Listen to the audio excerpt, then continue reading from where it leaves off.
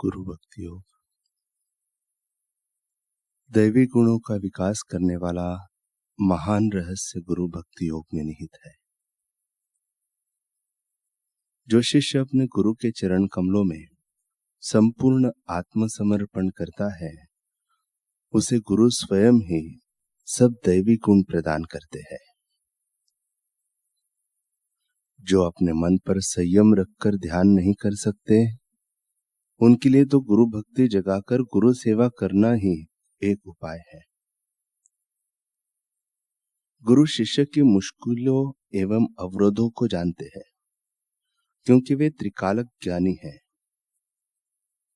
अतः मन में ही उनसे प्रार्थना करो, वे आपके अवरोध दूर करेंगे।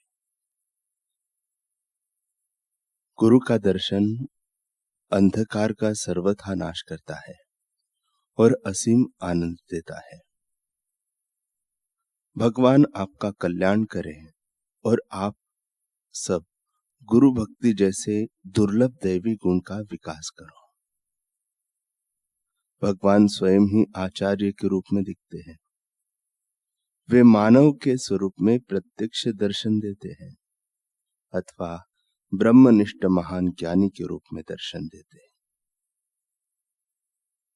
जन्म से लेकर मृत्यु पर्यंत जीवन का एकमात्र हेतु महान सद्गुरु की सेवा करना है।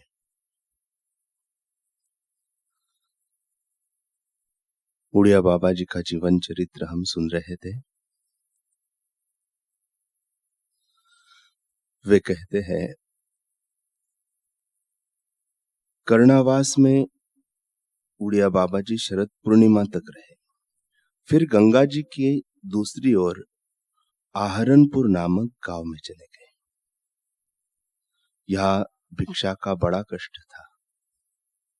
भिक्षा में केवल मक्का बाजरे की मोटी मोटी रोटियां मिलती थी। पास में कोई दूसरा गांव भी नहीं था, किंतु आपने अपने संयम को और भी कस दिया। यहां रहकर आप अष्टाग्रास मुनिर्भक्षा यानी सन्यासी को केवल 8 ग्रास खाने चाहिए, इस नियम के अनुसार रात दिन में केवल 8 ग्रास खाने लगे। आप रोटियों को मलकर पानी में भिगो देते और उनके 8 गोले बना लेते। इस गांव में 2 महीने तक आप इसी नियम से रहे।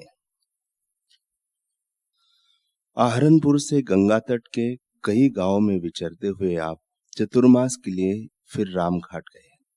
इस समय आसपास के गांव में कुछ सत्संगी भी आपके दर्शनार्थी हो गए एवं वे आने लगे। आपकी उपरति बहुत बढ़ गई थी। भक्त बिहारी लाल के अनुसार उस समय कभी कभी मैं भिक्षा लेने आया करता था, किंतु आपकी ऐसी विस्मृति की सी अवस्था रहती थी कि मेरे कहने पर भी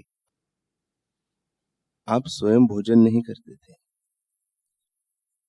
वे कहते हैं कि मैं ग्रास तोड़कर हाथ में दे देता तो वह हाथ में ही लेकर रखते थे। फिर मैं कहता, बाबा भोजन कर लो, तो ग्रास मुंह में डालते। किंतु कभी कभी तो बहुत देर तक वह मुंह में ही रहता, उसे चबाने का ध्यान भी न आता। इस प्रकार बड़ी देर में भोजन हो पाता था। इस समय सन 1975 का कार्तिक मास था। आप रामघाट के नरवर होते हुए कर्णावास आए, परंतु इन दिनों इस प्रांत में श्लेष्म नामक ज्वर का बहुत फैलाव हुआ। गंगा तट पर जगह जगह लाशें सड़ती दिखाई देती थी। रोग की इतनी प्रबलता देखकर आपने कुछ ही दिनों के लिए गंगा तट छोड़ने का निश्चय किया। अतः आप अलीगढ़ और हाथरस होते हुए मथुरा वृंदावन चले आए। वृंदावन में आप वहां के सुप्रसिद्ध संत श्री रामकृष्ण दास जी से मिले। उनसे शांकर सिद्धांत के विषय में कुछ बातें हुई। उसकी व्रज निष्ठा और विरक्ति देखकर आपको बड़ी ही प्रसन्नता हुई। यह आपकी पहली व्रज यात्रा थी। फिर 1.5 वर्ष तक आप कई स्थानों में घूमते रहे। आपके भ्रमण के साथ साथ ही आपके भक्तों की संख्या भी बढ़ने लगी। वास्तव में तो यह आपकी तपस्या का ही प्रभाव था। 1977 का चातुर्मास आपने रामघट में ही किया। आपके दर्शनों के लिए हाथरस, अलीगढ़ और अतौरोली आदि बाहर के स्थानों से भक्त लोग आने लगे थे। किंतु स्त्रियों के लिए अब भी निषेध ही था। वे केवल दूर से ही दर्शन कर सकती थी। इस बार गोमद गांव की कुछ स्त्रियां वहां पर आई। वे आपस में कुछ वेदांत चर्चा किया करती थी। उन्होंने आपके पास आने का बहुत आग्रह किया और तरह तरह के प्रश्न भी किए, परंतु आपने उन्हें कोई उत्तर नहीं दिया। तब वे यह कहकर कि हमारे पेट से उत्पन्न होकर हम ही से इतनी घृणा, ऐसा कहकर वे चली गई। तब से धीरे धीरे आपके पास स्त्रियां भी आने लगी। इन दिनों आपके पास जो सत्संगी आते थे, उनसे आपकी परमार्थ संबंधी बातें हुआ करती थी, तथा वे लोग भी आपका पत्र पुष्पादिक से पूजन करने लगे थे। भक्तों के द्वारा आपके पूजन का आरंभ यही से हुआ। बाद में तो यह बहुत बढ़ गया और गुरु पूर्णिमा आदि विशेष अवसरों पर सैकड़ों नर नारी आपका विधिवत पूजन करते थे।